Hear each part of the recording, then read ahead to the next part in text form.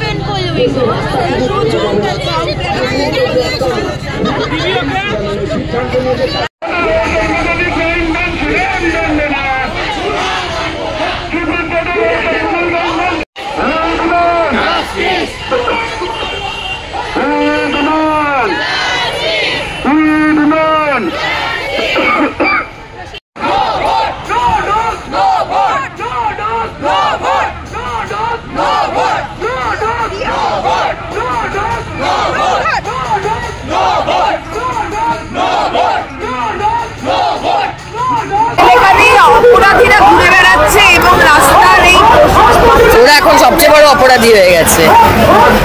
এই কুকুর বেড়াল এরা এখন সবচেয়ে বড় অপরাধী। দেখো এই ছোট্ট এইটাকে ব্রিডার, এটা দেখে নে। আমরা যে বাচ্চাটাকে দেখালাম ওকে, এটা আমরা সবসময় বলি না ডোন্ট শপ অ্যাডপ্ট, এটার কারণ হচ্ছে এই যে ব্রিডারগুলো যারা ব্যবসা করে আর কি কুকুর নিয়ে, তারা মানুষের মতো ওদেরও তো একটা শরীরের ইয়ে লাগে, একবার বাচ্চা হওয়ার পরে শরীর হিল করতে সময় লাগে, কিন্তু ব্রিডাররা কি করে না 3 মাস 4 মাস 5 মাস 6 মাস অন্তর অন্তর এই কুকুরগুলোকে ব্রিড করে যখন ছিবড়ে হয়ে যায় তখন রাস্তায় ফেলে দিয়ে চলে যায়। সো এইরকম একটি কুকুরটাকে রেস্কিউ করে নিয়েছে। কতবার বাচ্চা দিতে পারে ওইটুকু একটা বাচ্চা, নিজেই বাচ্চা 1 বছর 1.5 বছর যেতে না যেতে এদেরকে এ করে। সুতরাং আমরা সবসময় বলি যে ওই কুকুর বেড়াল এরা না কোনো টেডি বিয়ার সফট টয় নয়, এরা হাত পা নাড়িয়ে এরা খায়, এরা পটি করে, সেই পটিতে দুর্গন্ধ হয়। সুতরাং এরা একদম লিভিং ক্রিয়েচার। এদেরকে যদি এইভাবে আপনারা পালন পোষণ না করতে পারেন, নেবেন না প্লিজ, কিন্তু এই ব্যবসা ব্রিডারদের থেকে নেবেন না, তারপর যখন পারেন না আপনারা তখন ফেলে দিয়ে চলে যান। সুতরাং আপনারা ইন্ডিয়ান কুকুরগুলোকে দেখুন, ওরা অনেক বেশি ইন্টেলিজেন্ট। যেই সমস্ত কুকুরের আমাদের দেশে গরম প্রধান দেশ, এই দেশে হাস্কি সেন্ট বার্নার্ড এই দেশের ক্লাইমেটের জন্য নয়। সুতরাং আপনারা একটু বুঝুন। আপনারা তো পড়াশোনা করেছেন, মানে শুধু পড়াশোনা করে মানে টাকার পয়সা তৈরি করার যন্ত্র হননি তো। সুতরাং একটু নিজেদেরকে একটু সেলফ ইন্ট্রোস্পেক্ট করুন।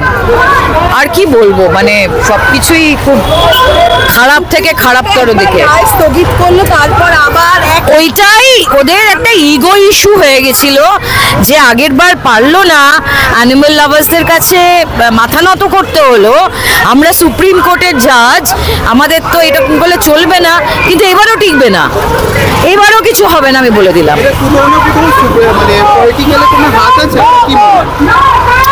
দেখো এরকম ভাবে তো আমি মনে হওয়াতে কিছু বলতে পারবো না, তবে পলিটিক্যাল ব্যাপার তো আছেই। কারণ আমার মনে আছে আমি দিল্লিতে ওই গ্লোবাল সামিট যখন হলো সেই সময় আমি ছিলাম, তখন কিভাবে রাস্তার কুকুরকে ধরপাকড় করে তোলা হয়েছিল। মানে ইন্ডিয়াকে ওখানে দেখাবে ইন্ডিয়া কত পরিষ্কার, ইন্ডিয়ার রাস্তায় কুকুর নেই। তুমি বিদেশে একটা ভিডিও আমি শেয়ার করে দেব, যে বিদেশিদের জিজ্ঞাসা করা হচ্ছে যে সবচেয়ে নোংরা দেশ কোনটা, সবাই এক বাক্যে বলছি ইন্ডিয়া। তো তুমি মানুষ মানে তুমি লসগুলো স্ট্রিক্ট করো না, যে তুমি পানের পিক ফেললে তোমার দিয়ে তুমি এটা এক একটা করে বুথ করো, এটা সিগারেট জোন, এড জোন, ডাস্টবিন রাখো। তুমি পলিউশন নিয়ে কিছু করছো না, তুমি মানে যেখানে, কারণ এরা প্রতিবাদ করতে পারবে না, এদের মতো এই পার্সেন্টেজটা এত কম অ্যানিমাল লাভার। কার এত খেয়ে কাজ আছে আমাদের মতো এরকম ভাবে হাঁটবে? কারণ ওদের ভালোবাসার পরে না ওদের চোখের ভাষা যে একবার পড়তে পারবে সেটা একটা অন্য রকমের হয়ে যায়, যেটাই সুপ্রিম কোর্টের জাজেরা বুঝবে না, যেটা পলিটিক্যাল লোকজন যারা শুধু টাকা কামায়, বিভিন্ন স্ক্যাম করে লোকের চাকরি মেরে তাদেরকে ইয়ে করে আবার অভ্যর্থনা করে তোলা হয়, এই সমস্ত লোকজন না এই ব্যাপারগুলো বুঝবে না যে কোন জায়গা থেকে ভেতরে কোন আবেগ থেকে আমরা যারা পশুপ্রেমী তারা এই লড়াইয়ে নামি। এটা অসম লড়াই, কিন্তু আমরা লড়বো। রমজয়দা, এই লড়াইয়ে আগেও তোমরা পথে নেমেছো, আবারও যেটা আমরা ভেবেছিলাম সুপ্রিম কোর্ট রায় স্থগিত করার পর আবার সেই রায় কি বলবো, মানে এটা তো আমাদের ভাবতেই পারিনি যে এরকম একটা জায়গায় গিয়ে বিষয়টা পৌঁছবে।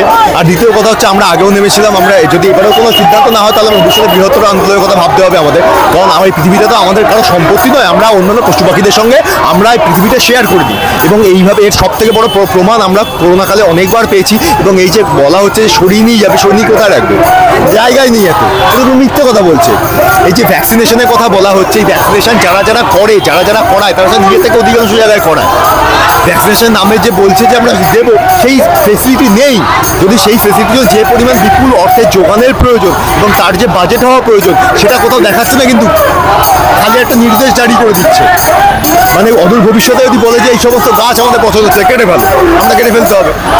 আমাদের বলছে এই গোষ্ঠী মানুষদের আমাদের পছন্দ, মানুষদের মেরে ফেলো, আমাদের মেরে ফেলতে হবে। বলছে যে 3-4টা কুকুর যদি কামড়ে, আমি বলছি অস্বীকার করছি না তো যে কামড়ায়নি, যে এত মানুষ রেপ করছে, খুন করছে, তাই শাস্তি হচ্ছে না তো। তাহলে একটা কুকুর কাকে কামড়েও তার জন্য বাকি 99% কুকুরের উপর আমি এইভাবে পুরো একটা জাতিকে আমরা শেষ করে দেওয়ার কথা ভাবতে পারি। এর থেকে নির্মম কোনো দেশে কোনো কথা হতে পারে। আমরা চূড়ান্ত ধিক্কার জানাই, এর থেকে লজ্জার কিছু হতে পারে না। এই কদিন আগে রাম রহিমের মতো অপরাধী ছাড়া পেয়ে যায়, নিখারি কাণ্ডের যে খুনি সে ছাড়া পেয়ে যায় এবং তাদের বরণ করে নেওয়া হয়। তো এটা খুবই লজ্জা, যারা অবলা, যারা রাস্তায় থাকে, রাস্তায় অজস্র মানুষ যেমন থাকে, রাস্তায় অজস্র পথপশু থাকে, এই পথপশুদেরকে সরকারি জায়গা থেকে উৎখাত করার চেষ্টা। অর্থাৎ এই বাস স্ট্যান্ড, এই যে পেছনে পাশে বাস স্ট্যান্ড দেখছি, এই বাস স্ট্যান্ডে নাকি কুকুর থাকবে না, তারা কোথায় থাকবে? ওরা তো এখানেই বড় হয়েছে। এবং মাথায় রাখতে হবে এরা প্রত্যেকে ভারতের সংবিধান অনুযায়ী ভারতের সম্পদ, ভারতের পশু পাখি ভারতের সম্পদ। তার মানে ভারতের সম্পদকে সরিয়ে ফেলার চেষ্টা করা হচ্ছে। মাথায় রাখতে হবে যে আজ যেটা পশু পাখিদের ক্ষেত্রে হচ্ছে, কাল সেটা রাস্তায় পথে মানুষদের ক্ষেত্রে হতে পারে। সালমান খানের মতো লোক যারা ফুটপাত দাসকে খুন করে ছাড়া পেয়ে যায়, মিথ্যে কেস দাখিল করে, যে ড্রাইভার ছিলই না সে ড্রাইভারকে হাজির করে, এটা সেই দেশ। আজকে ওদের কথা বলার কেউ নেই, তাই আমাদের কথা বলতে নামতে হবে রাস্তায়।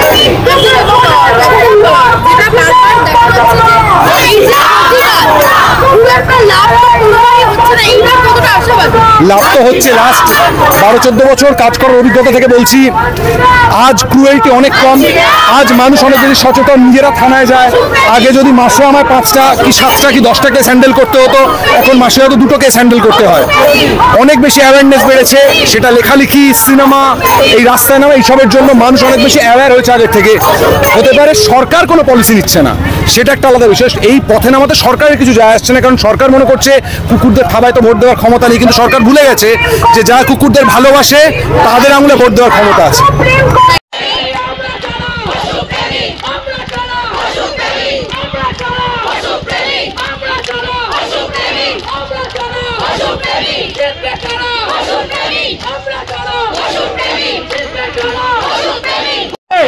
আমরা রাস্তায় নামবো, ধর্ণা দেবো, প্রয়োজনে অনশন করবো,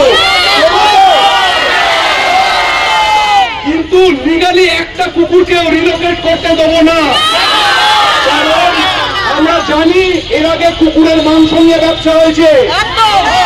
ভারতবর্ষ গরুর মাংস রপ্তানিতে 1 থেকে 3-এর মধ্যে থাকে। রিলোকেট করার নামে আসলে মাংসের ব্যবসা হয়। সেই মাংসের ব্যবসাকে লিগাল করার চেষ্টা করা হচ্ছে। তাদের দিয়ে, আমাদের বাড়ির ছেলে মেয়েদের দিয়ে। আমরা ছোট থেকে যাদের সাথে বড় হয়েছি তাদেরকে তুলতে হলে আমরা রাস্তায় বসে থাকবো, আমরা রাস্তায় শুয়ে পড়বো।